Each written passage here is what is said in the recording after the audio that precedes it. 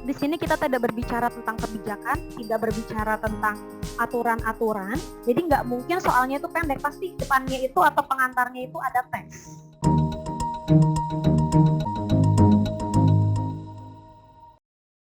Nah, ya, baik Bapak Ibu, sebenarnya untuk selanjutnya ini adalah pembicara yang kedua, yaitu Ibu Dr. Yuniwati MPD.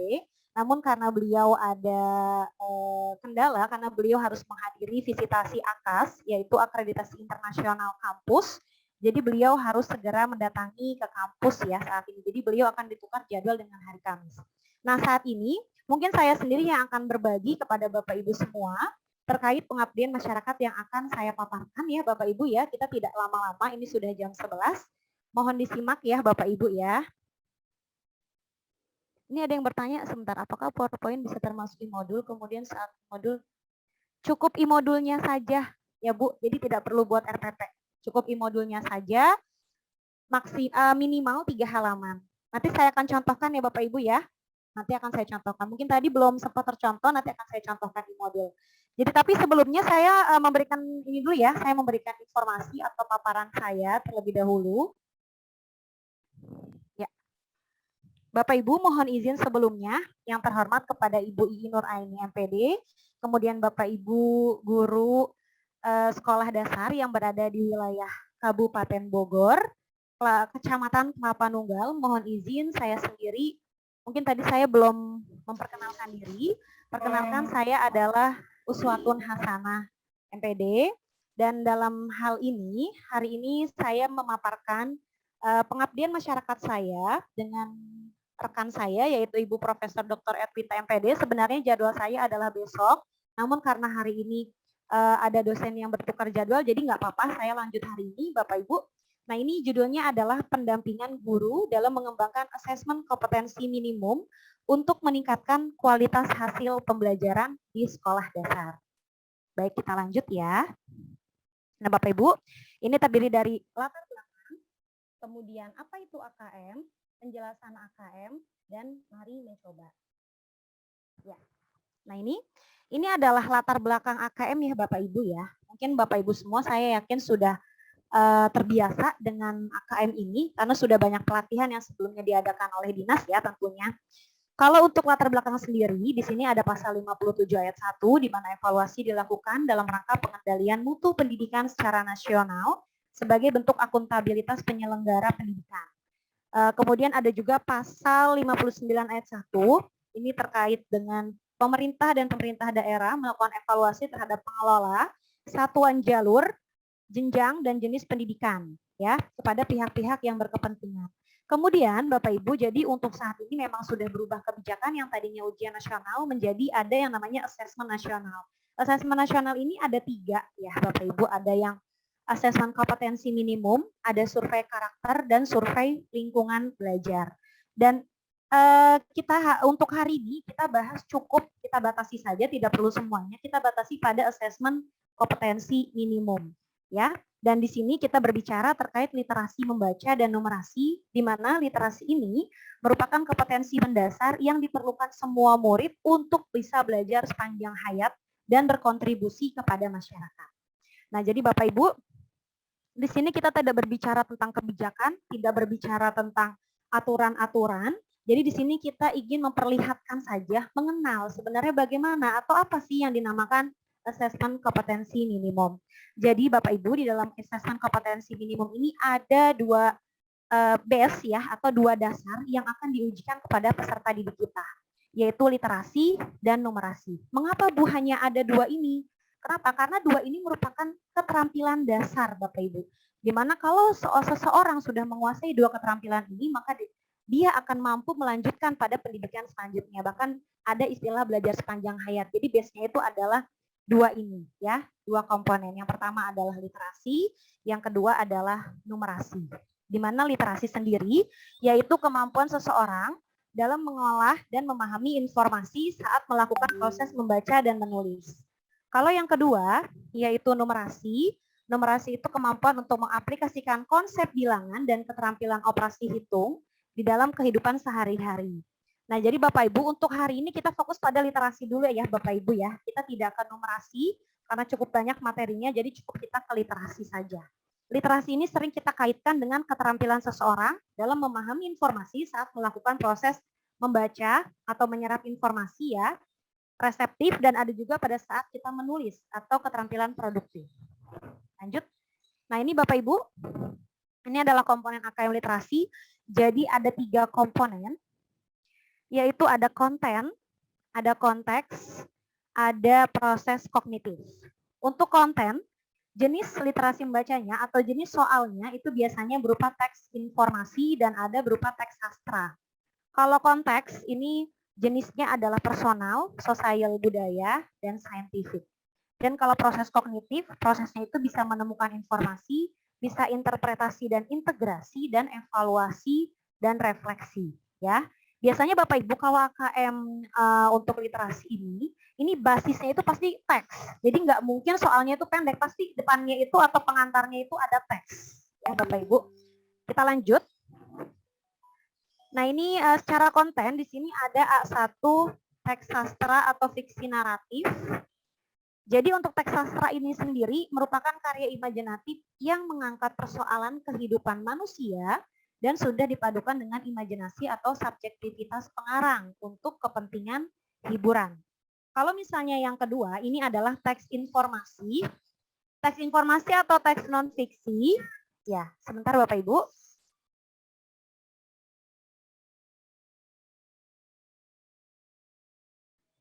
Ya, selanjutnya untuk teks informasi ini adalah teks non-fiksi. Kalau tadi itu teks sastra adalah fiksi, ya ada imajinasi dan subjektivitas pengarang. Kalau teks informasi ini adalah faktual atau non-fiksi.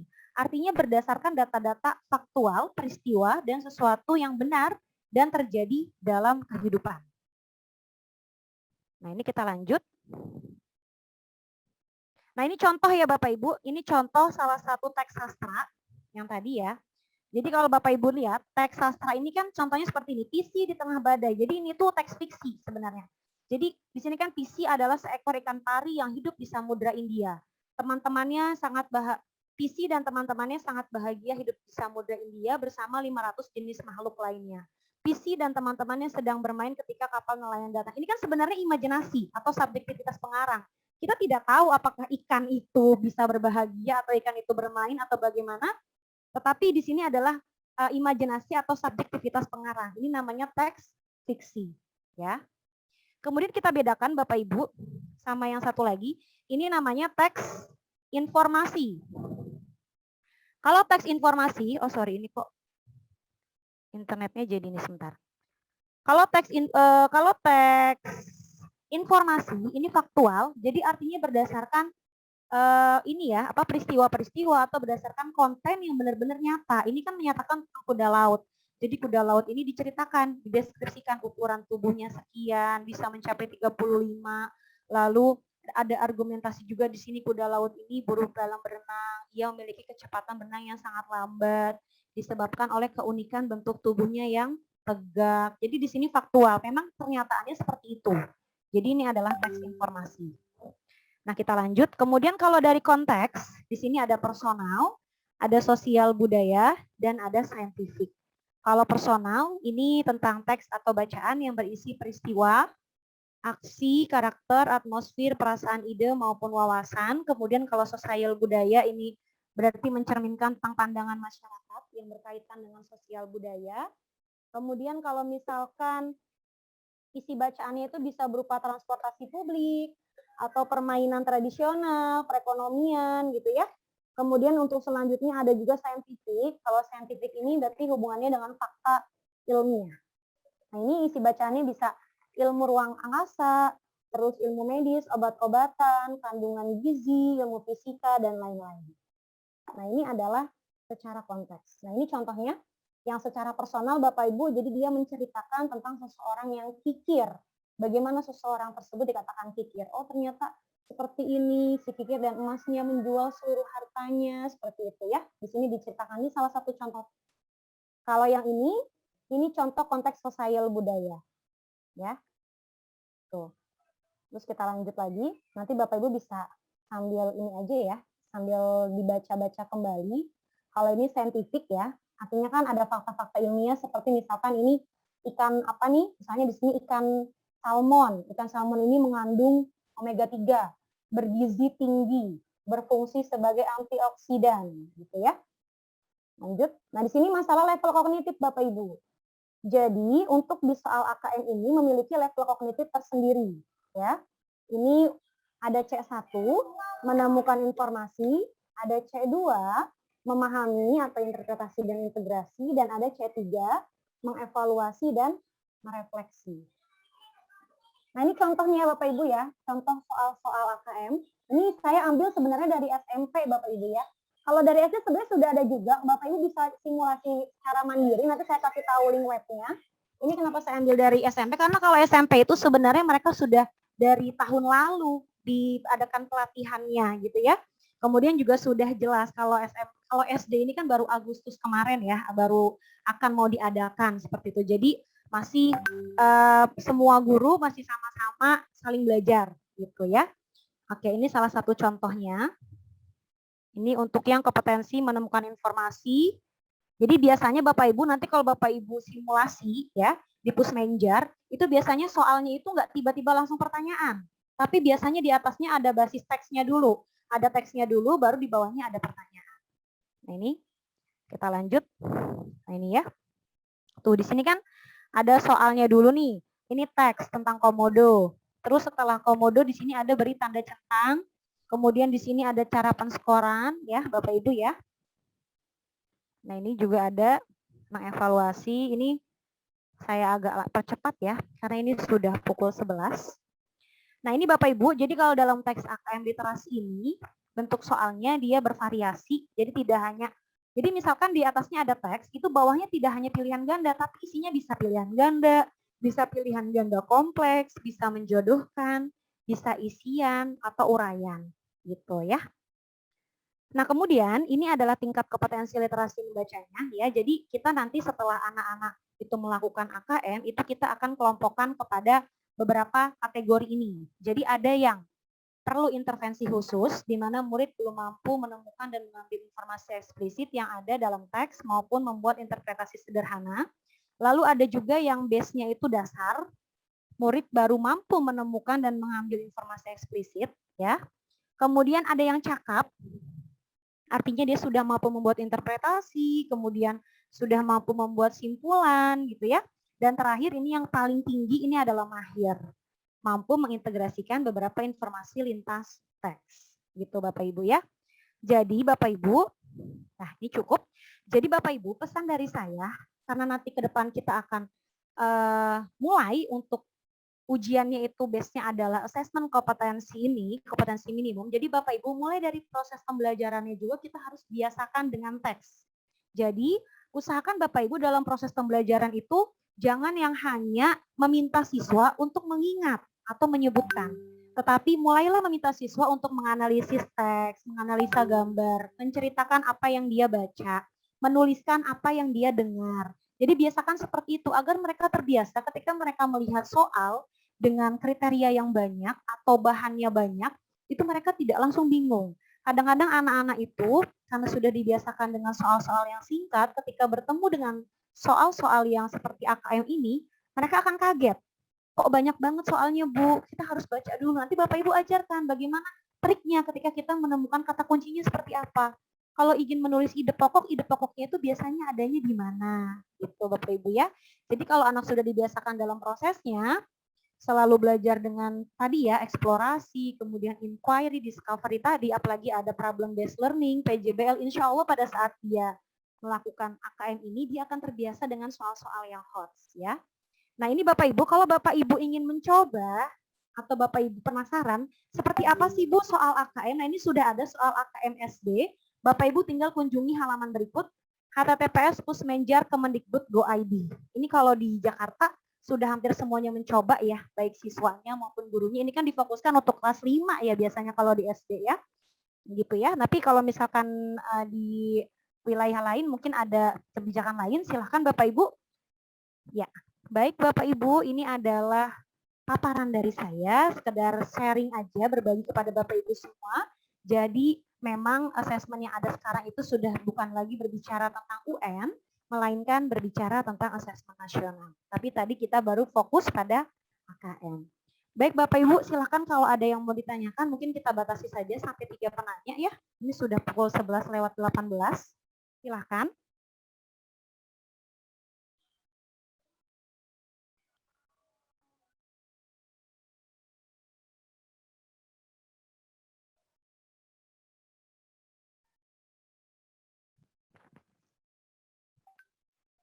Sepertinya ini semua ya Bapak Ibu ya. Nanti Bapak Ibu bisa mencoba ya. Ini saya kopikan linknya.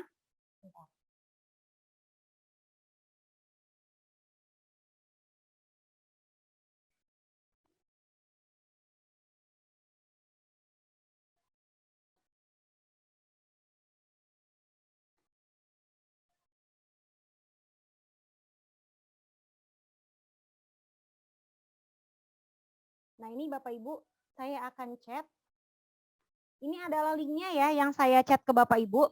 https://pusmenjar.kemdikbud.go.id ayo-AKM. Silakan Bapak Ibu coba simulasi dulu.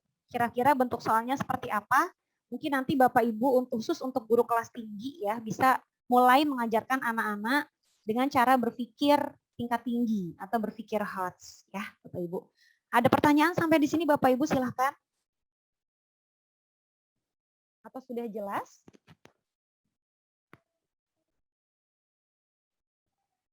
Baik, kalau tidak ada Bapak Ibu, untuk paparan saya tadi mungkin tidak ada tugas ya, cukup tadi hanya paparan saja sebagai perkenalan untuk Bapak Ibu semua, tapi di sini saya sarankan kepada Bapak Ibu, kalau Bapak Ibu ingin simulasi untuk soal-soal asesmen kompetensi minimum, Bapak Ibu bisa kunjungi halaman yang sudah saya share melalui chat, http://pusmenjar.kemdikbud.go.id.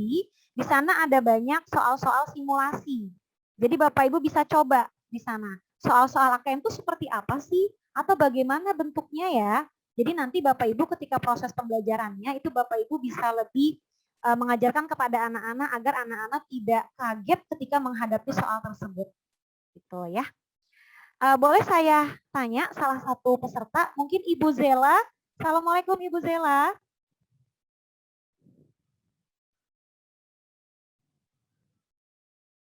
Boleh Ibu Zela dibuka mic-nya? Assalamualaikum Bu Zela. Ini ada beberapa orang ya di sana ya. Assalamualaikum Bu Zela. Coba, udah. Assalamualaikum. Waalaikumsalam. Ya. Halo, baik. Ini sih. Mungkin suaranya Deketan deh, kayaknya kedekatan. Ya, oke. Bu Zela, boleh saya bertanya, Bu? Boleh, Bu. Ya. Kalau di Bogor bagaimana, Bu? Apakah sudah mulai melaksanakan AKM ini? Belum, Ibu. Oh, belum ya? Sudah ada pelatihan belum, Bu, untuk kelas 5-nya? Pelatihan belum, Ibu. Oh, guru-gurunya juga belum dilatih berarti ya? Belum, ya. Oke. Kalau gitu mungkin nanti Ibu Zela dan kawan-kawan bisa mulai ya untuk simulasi di Pusmenjar ya sebagai perkenalan aja. Kira-kira soalnya itu seperti apa? Nanti Bapak Ibu jadi bisa mengajarkan ke anak-anak agar tidak kaget gitu ya, Bu ya? Iya, iya. Bu Zela dari SD mana? Sama, Ibu. Dari SD mana, Bu Zela? SD Bojong 1. Oh, Bojong 1. Baik, terima kasih banyak Bu Zela. Sami-sami. Oke, satu lagi mungkin dari Bapak-Bapak nih SDN Cikahuripan 02, mangga Pak.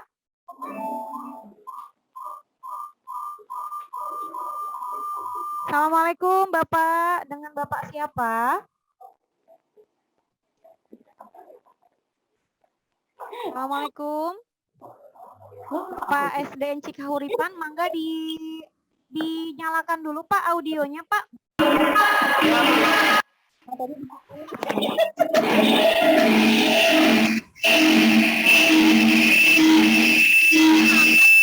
Agak berisik ya.